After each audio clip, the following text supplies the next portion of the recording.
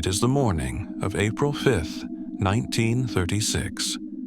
The air in the provincial town of Roudnice nad Labem is still biting with the early spring chill. 41-year-old Františka Třísková is on her usual morning route, delivering milk to the quiet, respectable homes on the edge of town.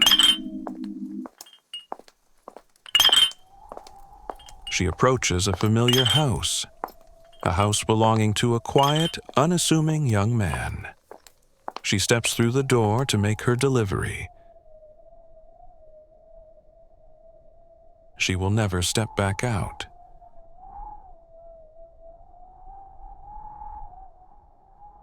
When investigators finally uncover what happened in the shadows of that quiet suburban home, they will unearth a decade-long nightmare. A nightmare authored by a man who would become known as the first documented serial killer of independent Czechoslovakia, Svatoslav Štěpánek.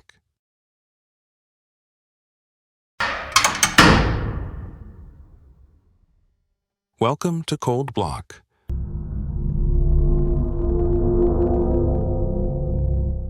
To understand the darkness of this case, we must first understand the light of the era. The first Czechoslovak Republic of the 1920s and 30s was a young, optimistic democracy. Roudnice nad Labem was a reflection of this, a respectable, thriving town.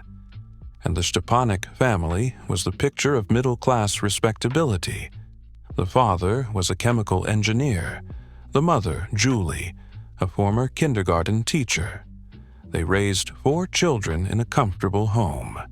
3 of those children went on to become successful, educated professionals. But the youngest, born on Christmas Day in 1911, was different.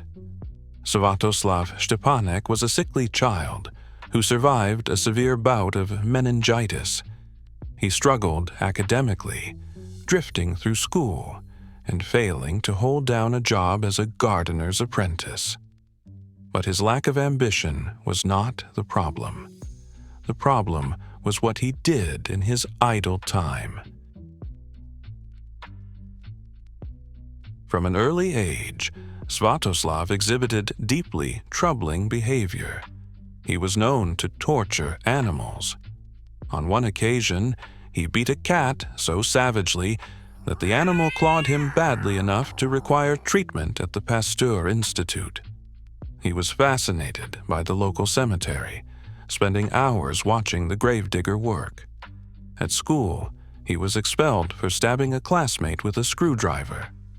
Yet, his mother, Julie, fiercely protected him. Court experts would later describe her as a severe hysteric and psychopath who harbored the fixed delusion that she had been chosen by God to be a martyr.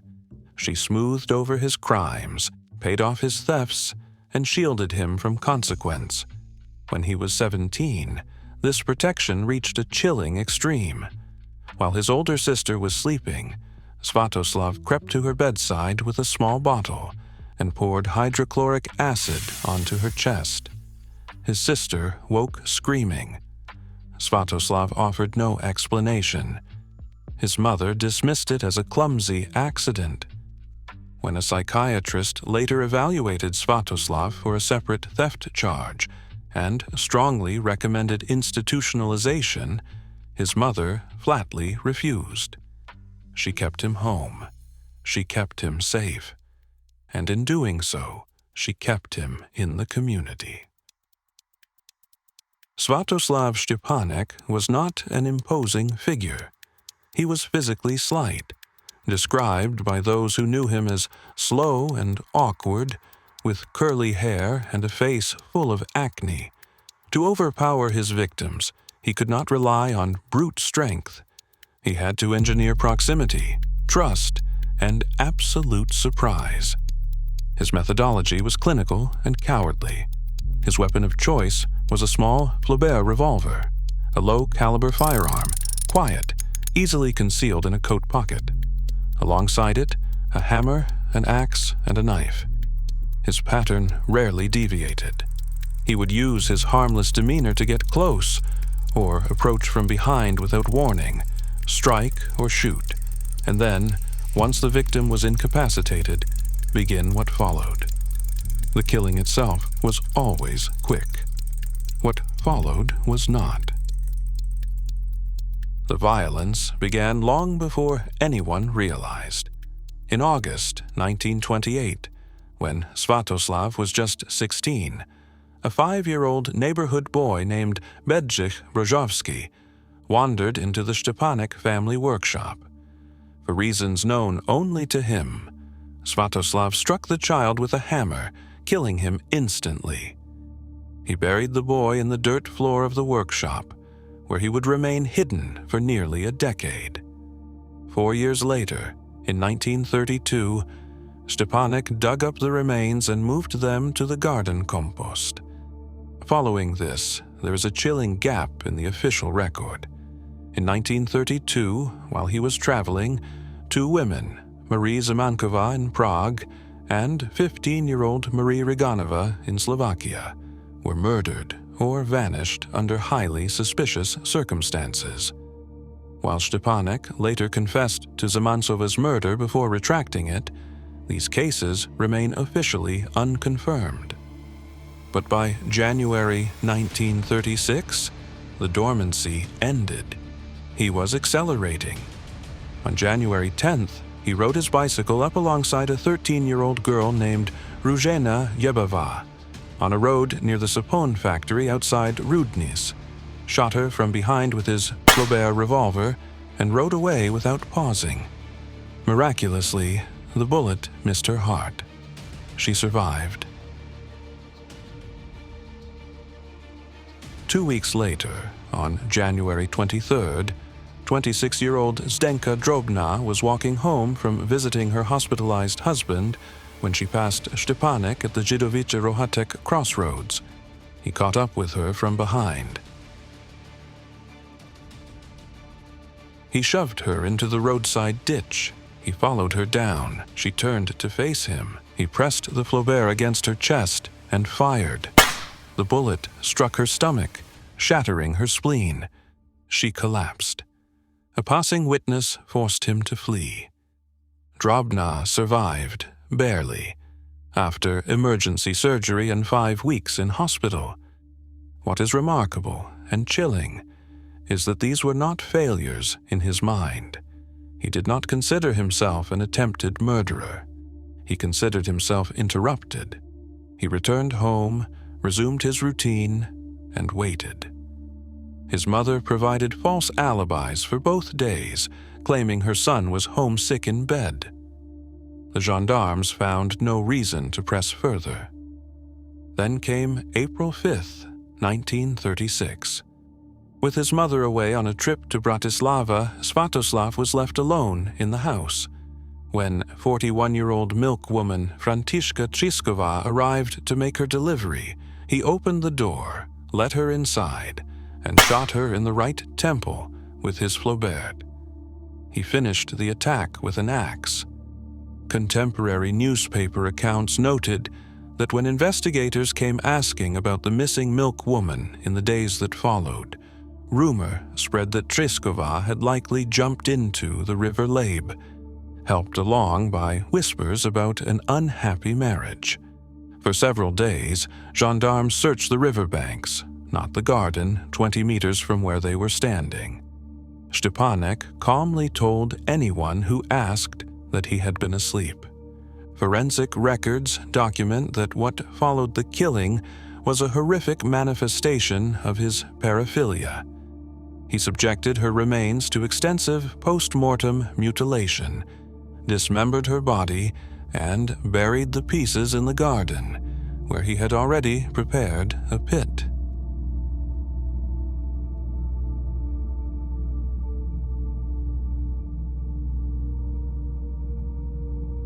On May 17, 1936, Svatoslav's aunt sent her 20-year-old daughter, Jezina Šťastná, Svatoslav's own cousin, to deliver his Sunday lunch. Knowing his disturbing nature, her mother explicitly warned her, "Do not go inside. just leave the food at the door. But Jezina never came home. Growing frantic, her mother Anna marched to the Štěpánek house. Svatoslav answered the door, his demeanor icy, claiming Jezina had already left. Anna pushed past him.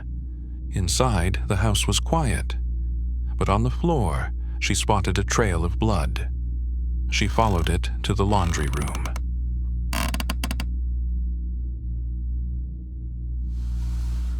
There, hidden beneath a sheet of metal in a cement wash tub, she found the mutilated remains of her daughter. Jezina had been shot in the right eye with the Flaubert. The shot had not killed her. She had been stabbed through the chest with such force the knife reached her spine. She was still alive when the knife entered. Anna, without a word, threw a bucket at him. Realizing his house of cards had finally collapsed, Svatoslav fled into the garden and attempted to hang himself from a fence post. A passing postal worker saw him, already unconscious, and cut him down. He survived, and the Roudnice monster was finally in custody. While no complete psychiatric evaluation from his childhood survives, modern forensic psychology frameworks and extensive academic research, such as the 2021 Charles University thesis on the case, paint a clear picture of his pathology. Court experts diagnosed Štěpánek with severe sexual sadism. His crimes were driven by a highly specific anatomical fixation on the female form, an obsession documented extensively in his personal writings and the forensic evidence left at his crime scenes. But perhaps the most complex psychological element of this case is the maternal enmeshment. Criminologists note that his mother's relentless pattern of enabling, providing false alibis and blocking psychiatric intervention, created an environment where his violent paraphilia could incubate without consequence. Furthermore, the 10-year gap between his first murder in 1928 and his violent acceleration in 1936 aligns with documented patterns of serial killer dormancy, where violent fantasies are temporarily managed before inevitably boiling over into reality. The trial began on May 12, 1937, at the regional court in Litomyřice. The prosecution's case read like a dark psychiatric textbook. They presented his history of violence, his bizarre purchases, and a deeply disturbing fantasy letter he had authored, which depicted a macabre scenario of self-mutilation and infanticide. In the dock, Štěpánek was calm. He showed no remorse. He did not deny his motives, openly admitting to the court that his anatomical fixations drove him to kill. During the legal proceedings, a final, quiet tragedy occurred. His mother, Julie, the woman who had protected him, who had lied to the police for him, who had refused to see the monster growing in her own home, died. She did not live to see the final verdict, but she lived long enough to watch the horrifying truth of what she had helped create be laid bare before the world. Svatoslav Štěpánek was sentenced to death. His defense filed a petition for clemency, but history intervened. It was the autumn of 1938. The Munich Agreement had just carved up Czechoslovakia, plunging the nation into a political vacuum. The country had no sitting president to even receive the clemency request. The paperwork sat on a desk in a government office that was desperately trying to hold a fracturing nation together.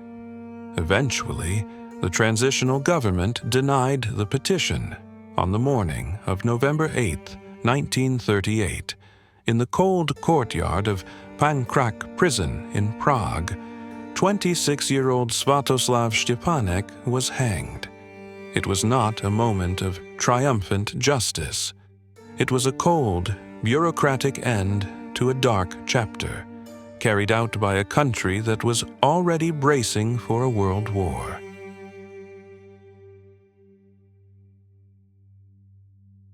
The survivors of his 1936 attacks, Ruzhena Yebeva and Zdenka Drobna, lived on, carrying the physical and psychological scars of a man who hunted them simply for existing. The case of the Roudnice monster left a permanent mark on Czech criminal history. As the first documented serial killer of the independent republic, Štěpánek's crimes forced the Czech legal and psychiatric communities to confront the reality of psychosexual violence in a way they never had before. But as the drums of the Second World War grew louder, the memory of the quiet young man from Roudnice faded into the overwhelming noise of global conflict, a monster swallowed by the shadows of history. But the shadows of the cold bloc never fade.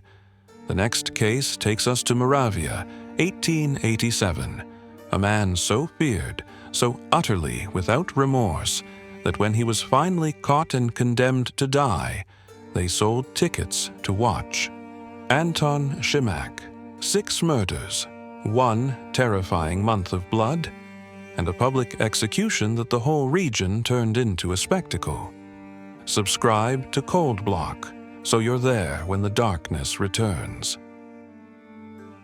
If you made it this far, you already know what this channel is about. Like the video, subscribe to Cold Block, and stay with us. There's always another door.